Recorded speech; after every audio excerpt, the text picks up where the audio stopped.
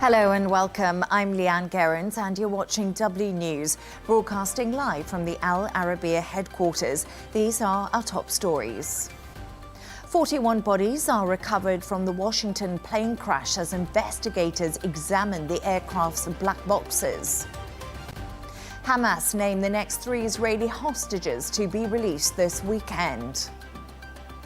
And life after Brexit. The UK looks towards its economic future after leaving the European Union 5 years ago today.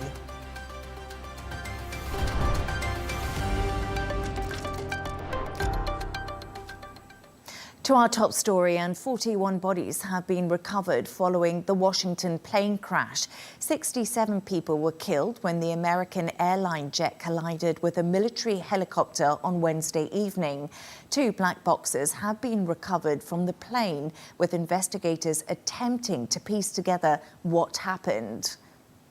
We can now go live to Washington to speak to our correspondent, Caroline Malone. Caroline, we're still waiting for the plane's black boxes to reveal the truth of what actually went on.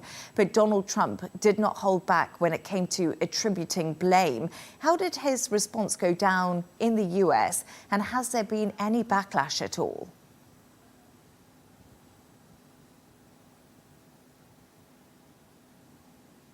Absolutely. And as you mentioned earlier, the efforts to recover the bodies of those victims of the crash is still ongoing. And it's particularly difficult today because we have these bad weather conditions. You can probably see behind me with a shot of Reagan Airport and how difficult that's making it for people involved in the recovery operation.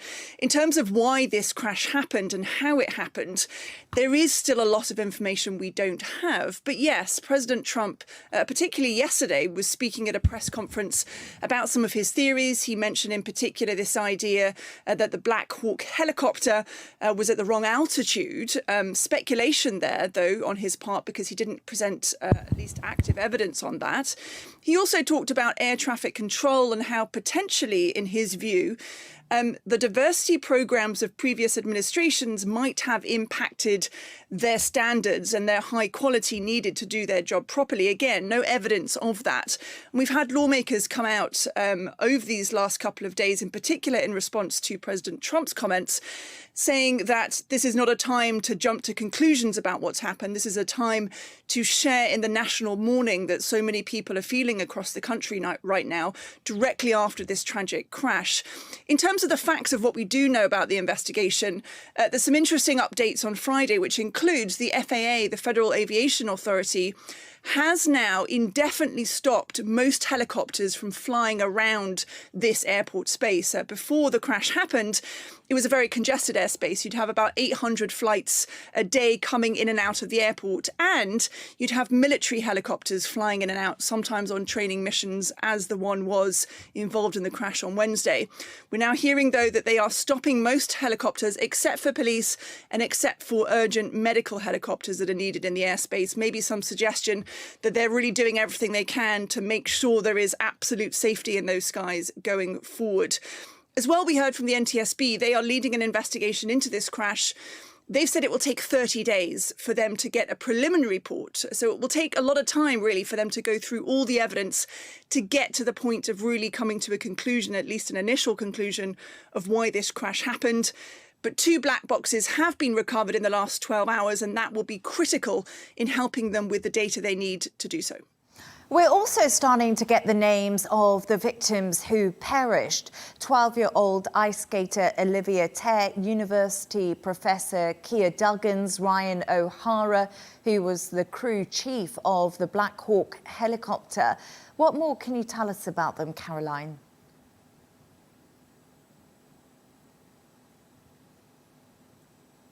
Yeah, absolutely. Really tragic, hearing the individual stories of all the people involved in this horrible accident. Elizabeth Terr, you mentioned there, she was a 12-year-old, a very talented young skater actually was skating out of Maryland, so not far from Washington, D.C. She'd been part of this much wider group of figure skaters, about 20, we believe, who'd gone to Wichita, to Kansas, as part of the championships that were ongoing. You know, she had a very promising and bright future, and of course that has been tragically cut short by this accident.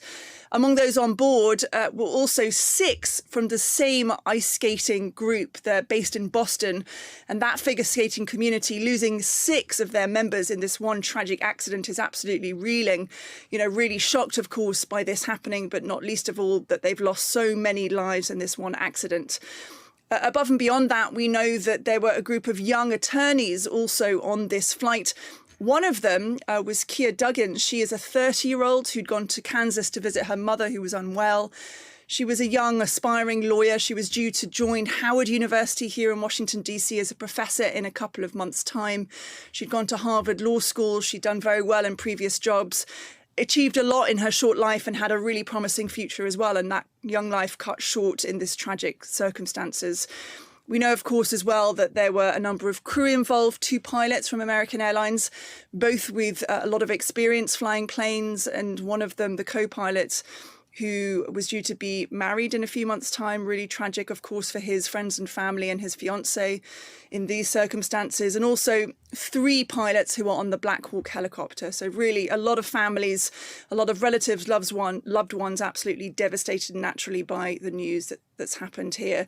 And we're still, you know, waiting for all the bodies to be recovered from the river. That is an ongoing mission. We understand more than 40 bodies have been recovered. But yes, we're looking at 67 victims overall. So there's a way to go just yet. Caroline Malone in Washington, thank you very much. Let's get into this further with the former fighter pilot turned a military analyst, Sean Abell. Sean, thank you for joining me.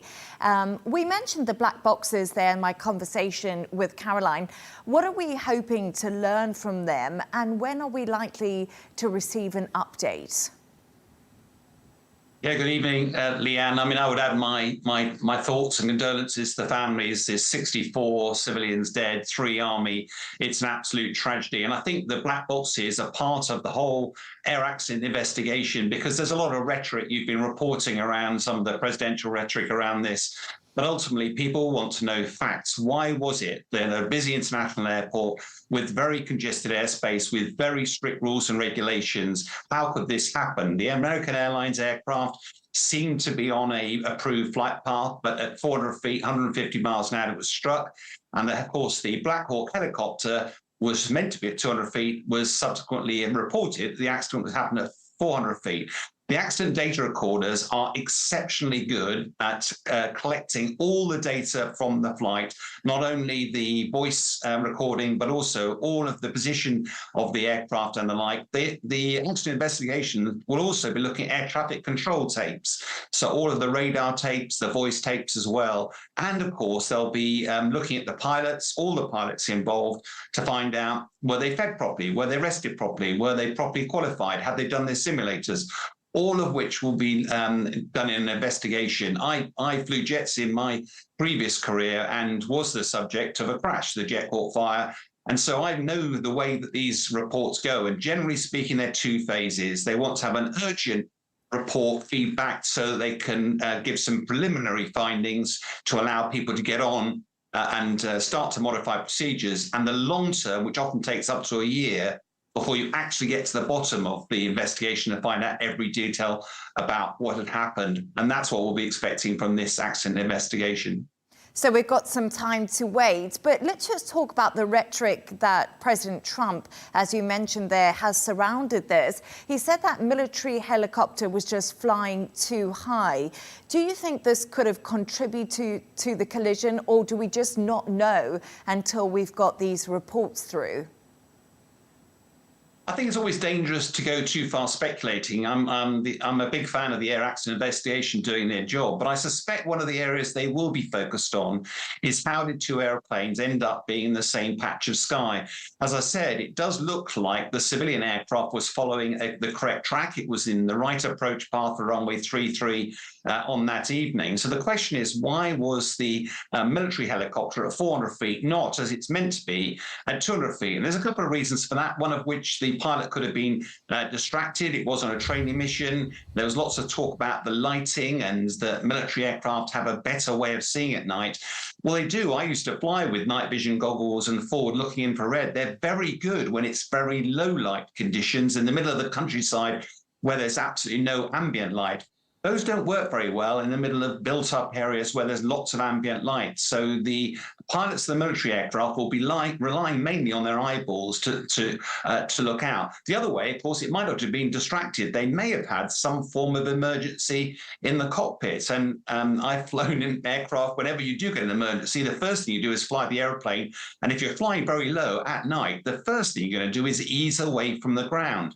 That might explain why the aircraft was higher. But whatever happened, there's no doubt that the investigation will be focused on why two aircraft ended up being in the same pitch of sky, ended up with a disastrous accident. And at the moment, I suspect they'll be focused on what the helicopter was doing at 400 feet.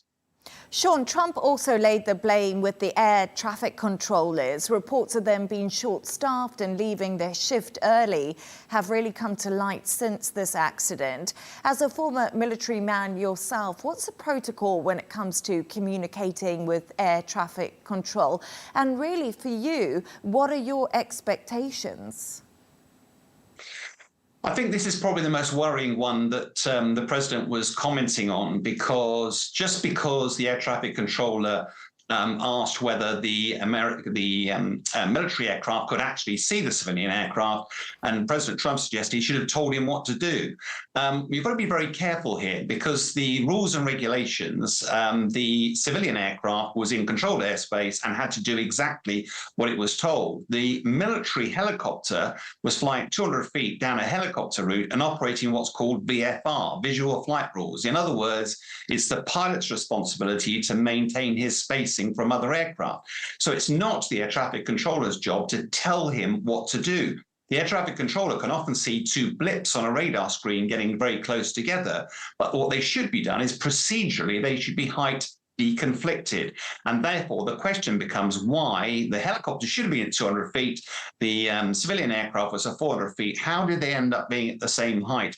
And it may well be that actually the air traffic controller stepped beyond his boundaries by actually interjecting and just suggesting to the military pilot, have you seen the other aircraft? Suggest you go behind it.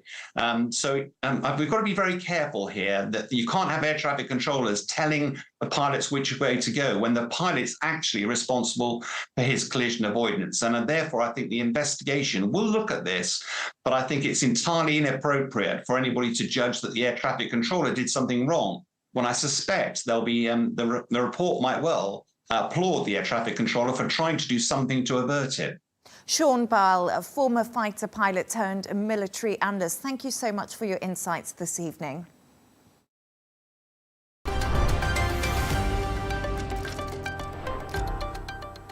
Now, 3 Israeli hostages who will be released this weekend have been named by Hamas today. Ofer Calderon, Keitha Samuel Segan and Yardan Bibas will be freed under the terms of the 6-week ceasefire agreement.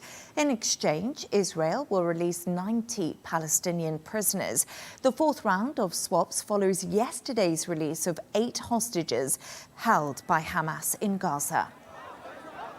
We can now go live to Tel Aviv to speak to our correspondent, Giles Gibson. Giles, good evening to you. We spoke yesterday after the release of the 3rd swap, and we saw those chaotic scenes. Are we expecting tomorrow's exchange to be a little bit less fraught?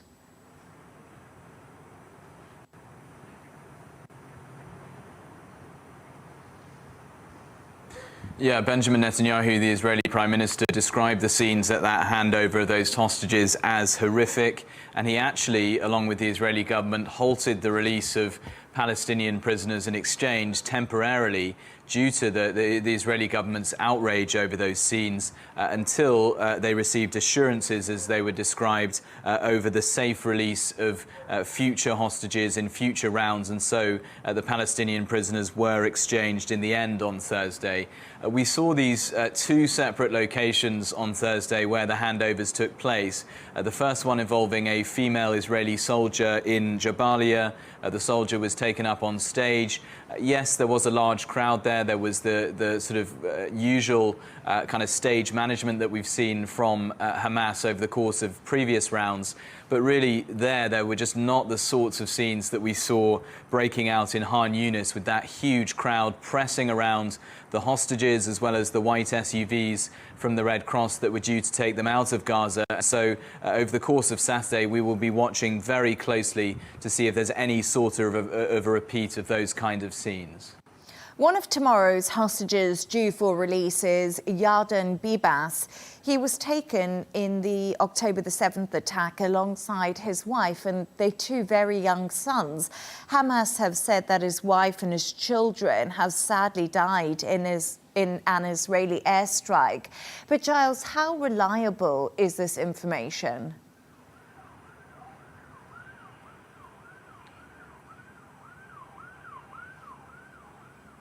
Well, during the very first ceasefire that we had back in November of 2023, Hamas said that Yarden Bibas's two children, his very young two children, and his wife had all been killed during Israeli strikes on the Gaza Strip. Now, that is something that we have to stress that the Israeli government has never confirmed. They simply said at the time that they were investigating in terms of the whereabouts or the condition of Yarden Bibas' wife and two children. Just earlier this week, actually, we also had some reports in Israeli media that the government had once again been pushing to get some kind of information, some kind of clarification about the whereabouts, about the condition of Yarden Bibas' wife and two very young children. And I think it's also important to point out here that this family's story really demonstrates what we're seeing play out as the different groups get released. We see, on the one hand, yes, a huge amount of relief, celebrations, even joy, people being reunited with their families, but we're also seeing that sort of interwoven into so many of these families' stories is also a huge amount of tragedy, a huge amount of trauma. Yes, indeed. Giles Gibson in Tel Aviv, thank you very much.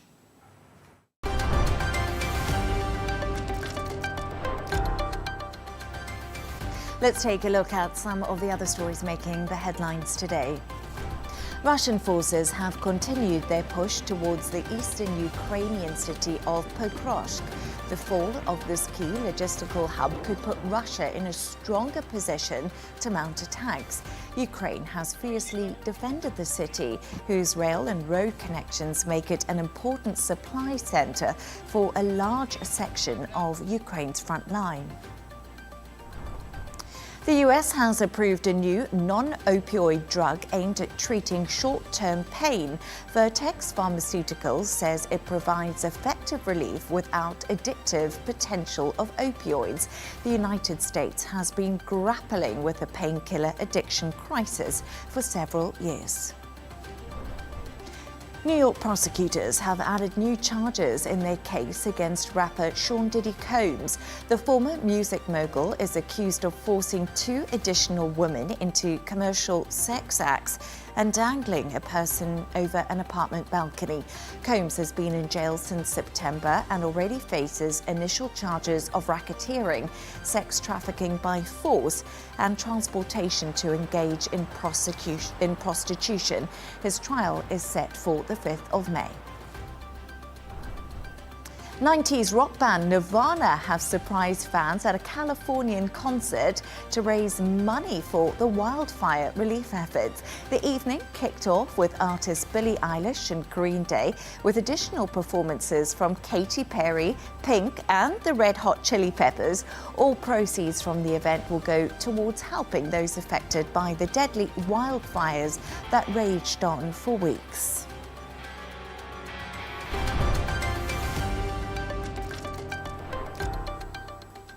Companies and consumers across North America are preparing for a 25% tariff on imports that could come into play tomorrow if imposed by President Donald Trump.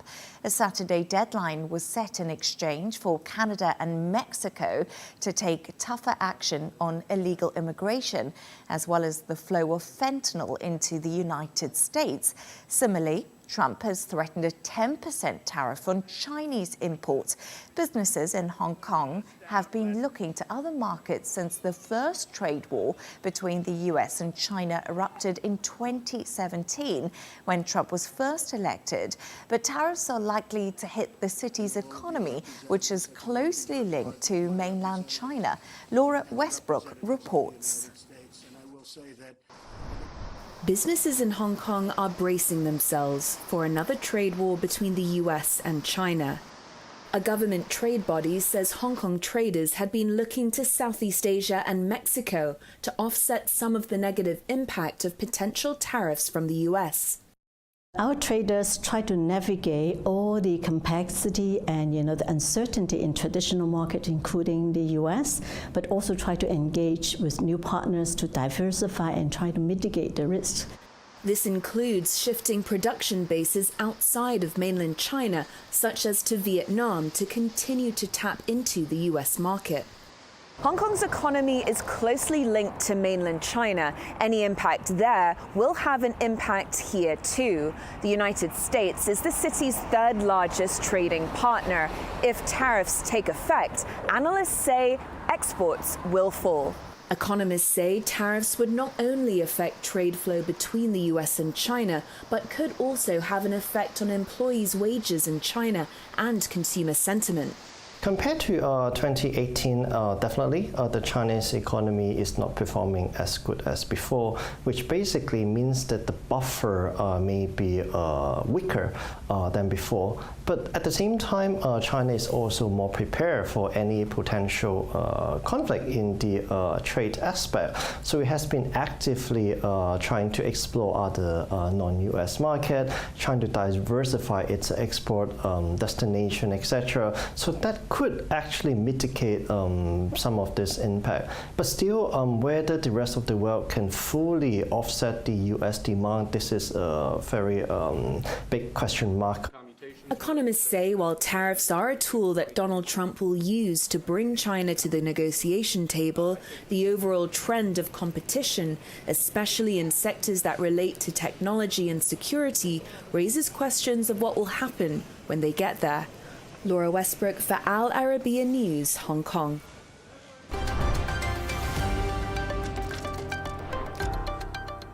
On the 31st of January 2020, the UK left the European Union after 50 years of membership that included free trade and free movement between Britain and 27 other European countries.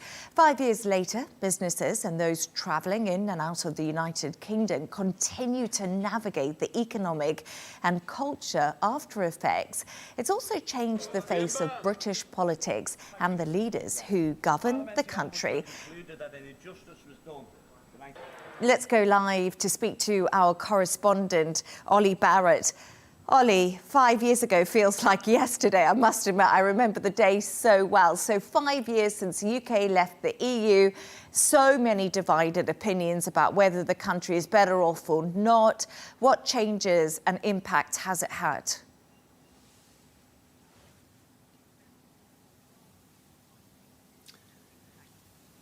Yeah, it feels like 5 days ago, but also somehow 50 years ago. 5 years, though, it is, and the country has had to change in many ways since then, not least, of course, trade and the economy because of the changing relationship with the UK's biggest trading partner and all that that has meant for businesses that do trade with countries in the European Union. As you say, it's changed politics forever here in the UK as well. It's changed the way people can move around the European continent, be that for travel, for holiday purposes or for business purposes, for finding employment. That has changed and become harder for many people wanting to work on the European continent and vice versa as well. Immigration, a key factor in all of this. Immigration was one of the key issues for many that voted for Brexit, but actually since the UK left the European Union, immigration has not fallen. Indeed, it's risen, even if much of that is now non-EU immigration rather than EU immigration. So all sorts of ways in which the country has changed in the intervening 5 years. Yes, indeed. And we've also had a change of government. As we know, we've got Labour in now, and Chancellor Rachel Reeves referenced a Brexit reset in her Big Growth Kickstart speech, which was earlier this week, saying the UK is absolutely happy to look at joining a tariff-free trading scheme with Europe. Olly, what exactly would this look like?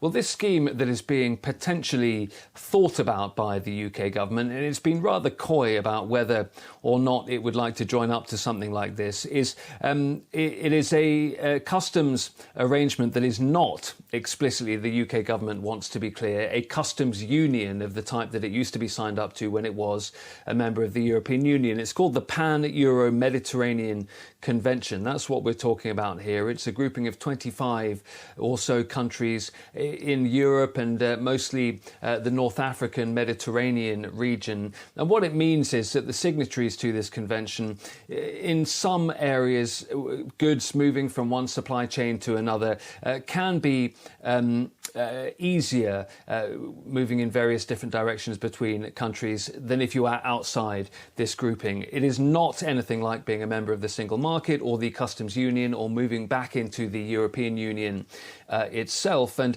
there's some scepticism here in the UK about how much of a difference it would make to how many businesses. But for some businesses, it would certainly ease movement of goods and items from supply chains between one country and another. And it's that type of thing that the UK government is now considering. But as I say, they're being rather coy at this point about whether that is exactly what they are aiming for as part of what you say they're describing as a reset of ties with the European Union. Olly, this might send shivers down some people's spines who are watching, but there's continuing talk of whether or not there would be a return to the European Union by means of another referendum. Is this actually ever likely to happen? Is there appetite for it?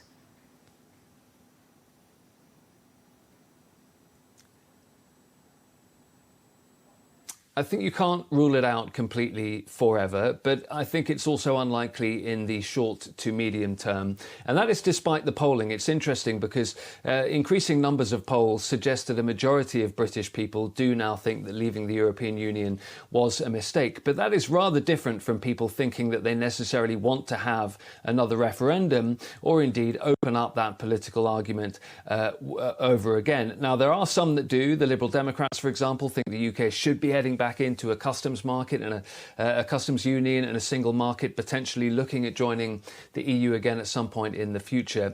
But for the Labour government at the moment, they say it's completely off the table. No intention to call a referendum, no intention to try and get back in the EU. And part of that is just because it would completely dominate political discussion and discourse from the moment that such a referendum was called until the moment that that referendum took place. It would suck all of the oxygen out of all of the other things that the government is trying to do when it comes to the economy, when it comes to trade, when it comes to foreign policy, almost anything else.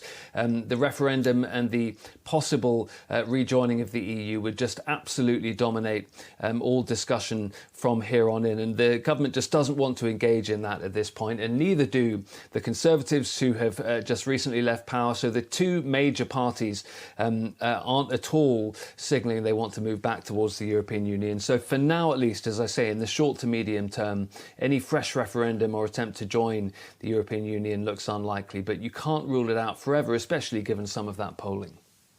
Olly Barratt in London, thank you.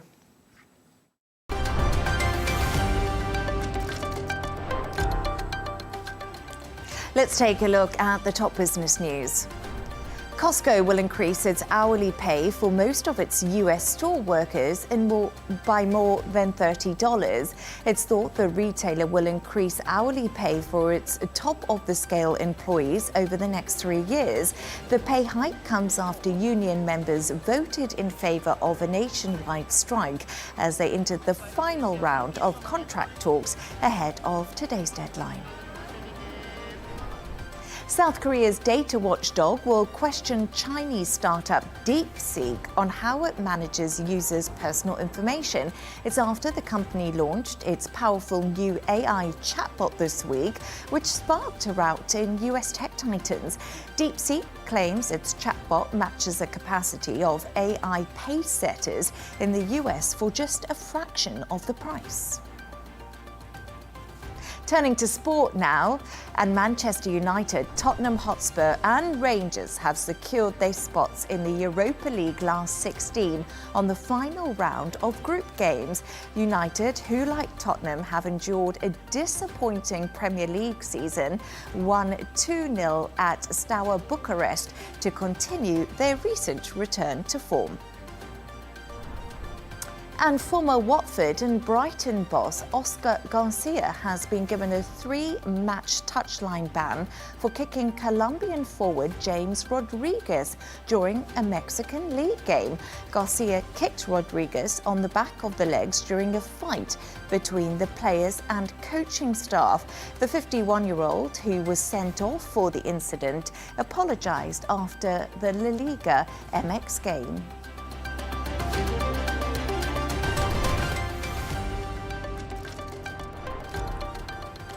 A reminder of our top stories. 41 bodies are recovered from the Washington plane crash as investigators examine the aircraft's black boxes. Hamas name the next 3 Israeli hostages to be released this weekend.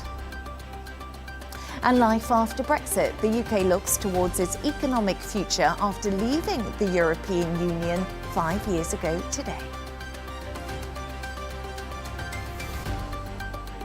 And that's all from us on W News. Thank you for joining us. The dressing room is coming up next. And don't miss Tom Burgess-Watson with GNT. Good night.